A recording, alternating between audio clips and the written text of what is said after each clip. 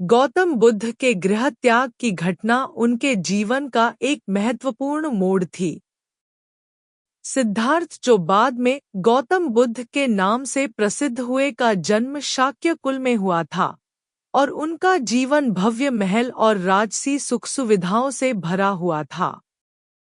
हालांकि जब वे युवा थे तो वे जीवन के वास्तविक कष्टों को जानने के लिए महल से बाहर निकले। एक दिन उन्होंने अपने महल के बगीचे के बाहर 4 दृश्य देखे जो उनके मन पर गहरा प्रभाव डालने वाले थे। सिद्धार्थ ने देखा कि एक व्यक्ति वृद्ध और थका हुआ है। इससे उन्हें यह एहसास हुआ कि उम्र बढ़ने के साथ सभी जीवों को वृद्धावस्था और दर्द का सामना करना पड़ता है। उन्होंने एक बीमार व्यक्ति को देखा और समझा कि रोग और शारीरिक पीड़ा जीवन का हिस्सा है। एक मृत व्यक्ति जब उन्होंने एक मृत शरीर को देखा तो यह दृश्य उन्हें मृत्यु की वास्तविकता से परिचित करवा गया, जिससे उन्हें यह महसूस हुआ कि सभी जीवों को मृत्यु का सामना करना पड़ता है।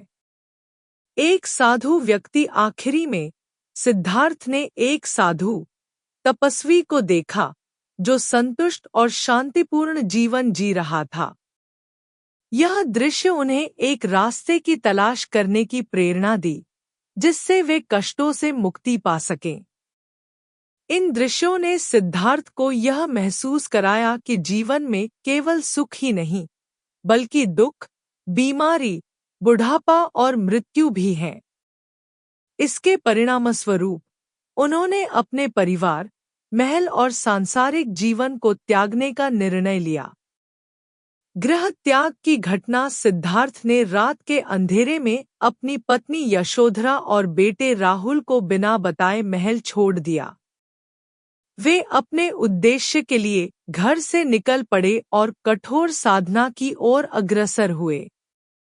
उन्होंने अपने आत्मज्ञान की खोज में विभिन्न गुरुओं के पास भी शिक्षा ली, लेकिन उन्हें संतोषजनक उत्तर नहीं मिला। अंततः उन्होंने बोधगया में ध्यान और साधना द्वारा बोध आत्मज्ञान प्राप्त किया और गौतम बुद्ध के रूप में अपने उपदेश देने का मार्ग अपनाया।